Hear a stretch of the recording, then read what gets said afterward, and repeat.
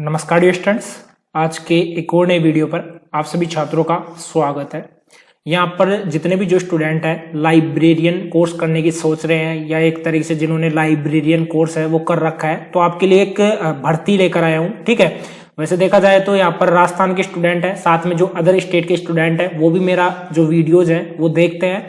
आपको मैं बताना चाहूंगा कि एक भर्ती निकली है जिसके लिए कि आप मिनिमम एलिजिबिलिटी है, जिसमें आप इसके लिए फॉर्म है वो भर पाओगे। ठीक है, कितने पदों पर निकली है वो भी मैं क्लियर करूंगा, कहां से आपको फॉर्म भरना है वो भी मैं क्लियर करूंगा। इसके लिए एग्जाम नोटिफिकेशन है वो भी आपका जारी हो चुका है। ठीक है, सिलेबस भी आपको क्लियर करूंगा, एज लिमिट है, साथ ही में आपका एग्जाम कब होगा, फॉर्म आपके कब से स्टार्ट होंगे, फॉर्म आपके कब तक भरे जाएंगे। ठीक है, एग्जाम पैटर्न किस तरीके से रहेगा, पूरी जानकारी आपको इस वीडियो के माध्यम से देखने को मिलेगी। ठीक है, तो चलिए यहाँ पर जो ऑफिशियल नोटिफिकेशन है उसके बारे में मैं आपको क्लियर भी करता हूँ। सबसे पहले मैं आपको बता दूं कि जो टीचर्स रिक्वायरमेंट बोर्ड त्रिपुरा है वहां से ये जो भर्ती है एक तरीके से गवर्नमेंट भर्ती है, इसका नोटिफिकेशन है वो जारी हुआ है।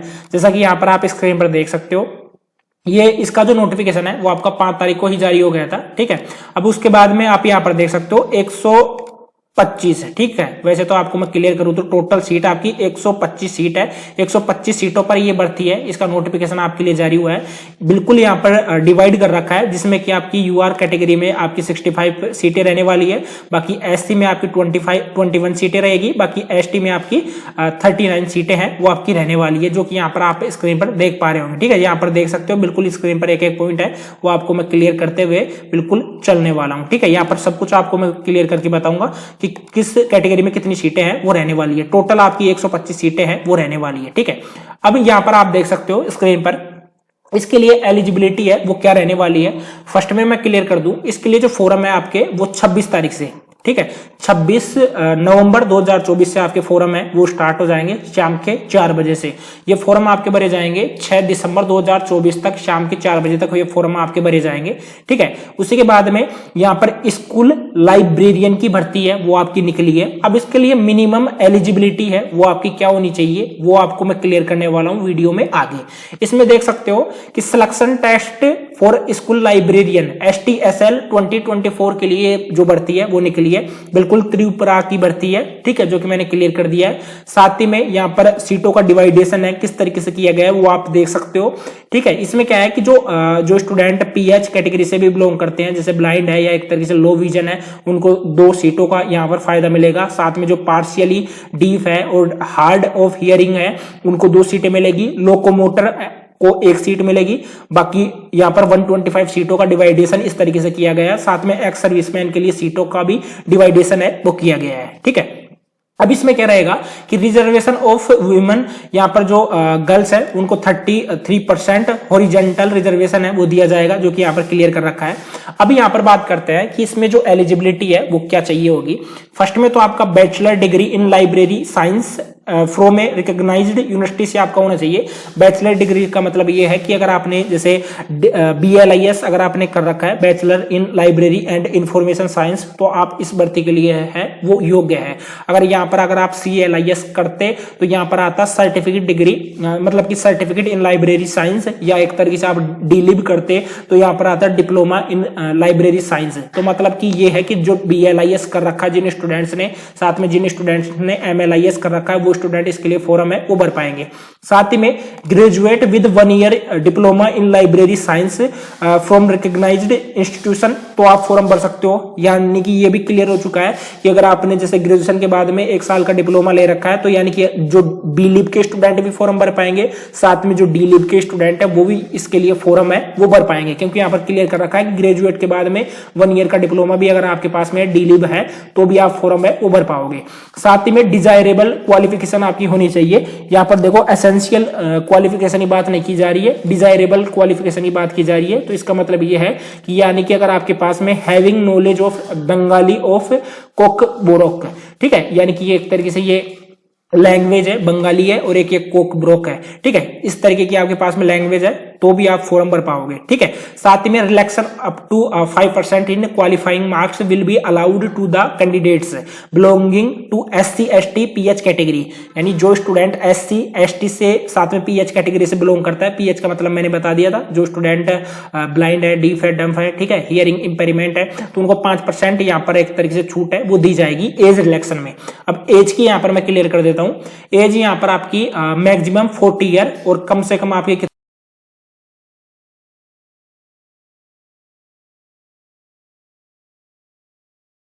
जैसा कि आप स्क्रीन पर देख पा रहे होंगे, यहाँ पर मैक्सिमम जो ईयर है वो आपकी 40 होनी चाहिए, मतलब कि 40 ईयर्स। और ये आपकी काउंट कब होगी? ये बिल्कुल काउंट होगी 6 तारीख से, यानी 6 दिसंबर 2024 से आपकी जो ये डेट है वो काउंट होगी, इसमें कोई दिक्कत नहीं है, ठीक है। बाकी 5 साल का आपको रिलैक्सेशन मिलेगा जो SC ST PH कैटेगरी से बिलोंग करते हैं। नेक्स्ट बात करते हैं यहाँ पर पे कितना किया जाएगा, यानी कि अगर आप इस भर्ती में लग जाते हो तो बिल्कुल लेवल 9 का आपको पे किया जाएगा, यानी कि फर्स्ट में आपको 20,475 रुपए है वो आपको फर्स्ट सैलरी देखने को मिलेगी। साथ में 75% ऑफ बेसिक पे लेवल 9 ऑफ त्रिपुरा स्टेट पे मैट्रिक्स 2018 का, ठीक है, इस तरीके से आपको पे किया जाएगा। इक्विवेलेंसी ऑफ ए डिग्री, ये भी आप स्क्रीन पर देख सकते हो, जो कि अगर आप पढ़ सकते हो, इस नोटिफिकेशन को मैं टेलीग्राम पर डाल दूंगा। जो इंपोर्टेंट चीजें हैं वो आपको मैं क्लियर करूंगा। बिल्कुल फोटो आपका JPG फॉर्मेट में होना चाहिए 100 KB तक का, साथ में आपका सिग्नेचर वगैरह हो गया, ठीक है। उसके बाद में नेक्स्ट नीचे आपके लिए जो इंपोर्टेंट है वो आपको मैं क्लियर करूंगा, क्योंकि मेरे पास में एक दूसरा नोटिफिकेशन है, उसके आधार पर आपको क्लियर करूंगा। अब यहाँ पर जो इंपोर्टेंट जो इवेंट्स है वो आप देख सकते हो। फर्स्ट में तो आपका 5 तारीख को आपका ये नोटिफिकेशन है वो जारी हो गया था। उसके बाद में आप 26 तारीख से लेकर, जैसा कि यहाँ पर नेक्स्ट जो नोटिफिकेशन है उसको देख लेते हैं, ठीक है। यहां से देख सकते हो आप, ये देख सकते हो, यहां पर देख सकते हो 5 तारीख को आपका जो नोटिफिकेशन है वो जारी हो गया था। 5 के बाद में आप 26 तारीख से लेकर, ठीक है, 26 तारीख से लेकर आप 6 तारीख तक जो ये फॉर्म है वो भर पाओगे।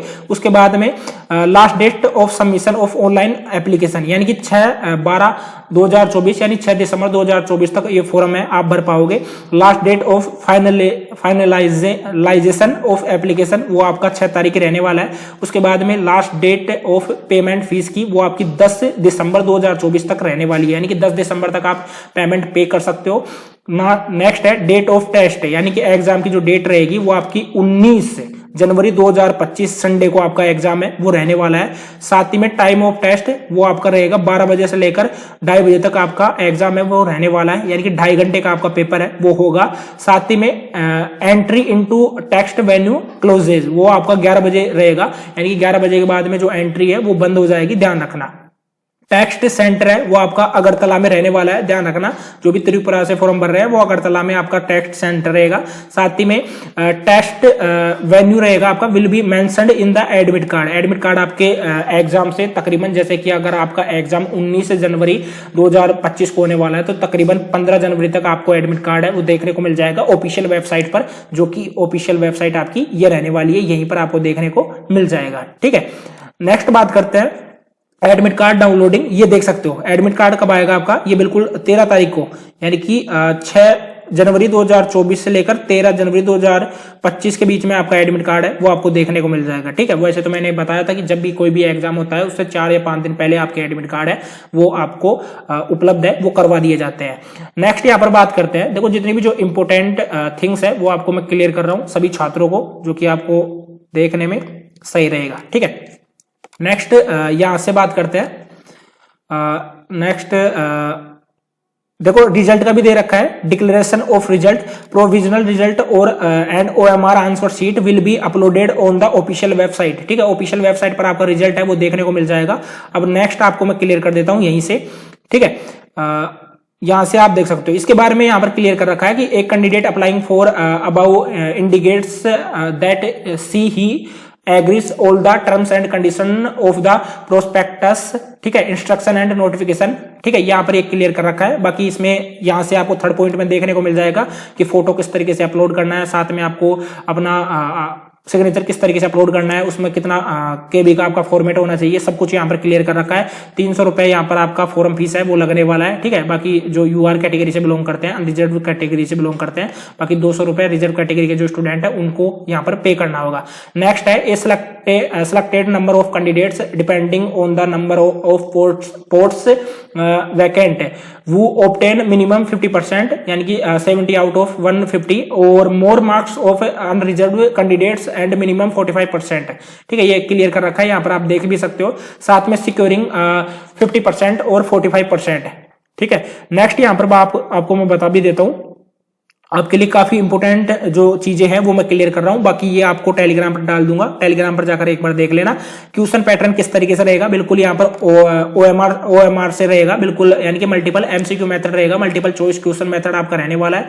आपको टोटल 150 क्वेश्चन देखने को मिलेंगे। साथ ही में यहाँ पर बता रखा है from among the 4 option for each question given in the question booklet there and will be no negative marking, यानी इसमें नेगेटिव मार्किंग है वो आपकी नहीं रहने वाली है। ओएमआर सीट से, यानी ऑफलाइन आपका एग्जाम होने वाला है, ध्यान रखना, ऑनलाइन नहीं होगा। सिलेबस का मैं क्लियर कर देता हूं। Candidate are instructed to refer the official website of the board at, यहां पर दे रखा है वेबसाइट का name, for details structure and content of syllabus.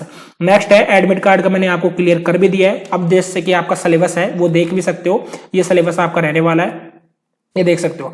इसमें जैसे आपकी फर्स्ट यूनिट रहने वाली है, यूनिट फर्स्ट में आप देख सकते हो, यूनिट फर्स्ट आपकी रहेगी social institutions and library and social institutions. ठीक है, इसके लिए आप फॉर्म भर पाओगे, वो आपको मैं क्लियर भी कर रहा हूँ। ठीक है, फॉर्म आप इसके लिए भर भी सकते हो, कोई दिक्कत नहीं है। ठीक है, यूनिट फर्स्ट आपकी ये रहने वाली है। ठीक है, इसके बाद में यूनिट सेकंड है, वो देख सकते हो, यहाँ पर सब्जेक्ट्स के नेम दे रखे हैं। यूनिट थर्ड रहेगी और यूनिट आपकी फोर्थ भी रहने वाली है। फोर्थ के बाद में आपकी सिक्स्थ यूनिट, यानी मतलब कि फिफ्थ यूनिट, 4 यूनिट, अब मतलब कि 5 यूनिट आपकी रहेगी, मतलब 5, 6, 7, 8 और इसके बाद में 9, 10 के बाद में, हाँ, टोटल आपकी 10 यूनिट रहने वाली है। ठीक है, 10वीं यूनिट में आपको कंप्यूटर से रिलेटेड पूछा जाएगा, जिसमें कि यहाँ पर पूछा गया है कि computer network and library network, यानी बिल्कुल कंप्यूटर नेटवर्किंग आने वाली है।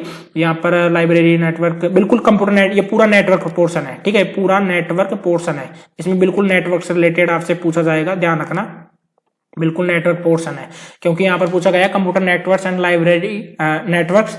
ठीक है, उसी के बाद में नेक्स्ट यहाँ पर पूछा जा रहा है कि computer networks need topologies LAN MAN वैन, यानी कि local area network, metropolitan area network, wide area network, reasons for computer application in library service and management, data security and data मतलब कि network security firewalls, cryptographic techniques, antivirus software, anti spyware और instruction मतलब कि intrusion detection system हो गया, और library networks concept, history, need, types of regional, national और international, ये सब कुछ आपसे पूछा जाएगा। ठीक है, यूनिट जो 9वीं नंबर की जो यूनिट है उसमें concepts of indexing, theories of indexing, function of index, ये सब कुछ आपसे पूछा जाएगा। ये आप देख लेना, ये जो पूरा पीडीएफ है वो मैं टेलीग्राम पर डाल दूंगा, टेलीग्राम का लिंक मैंने डिस्क्रिप्शन बॉक्स में दे रखा है। इसमें सभी जो स्टूडेंट है वो फॉर्म भर पाएंगे, इसमें गर्ल्स भी फॉर्म भर पाएंगी, साथ में जो बॉयज है बॉयज भी फॉर्म है वो भर पाएंगे। नेगेटिव मार्किंग नहीं रहेगी, 150 क्वेश्चन आपके टोटल आने वाले हैं, मैंने क्लियर यहाँ पर कर दिया है। कोई डाउट रहता है कमेंट बॉक्स में कमेंट करके आप सभी छात्र है वो पूछ सकते हो। Okay, bye.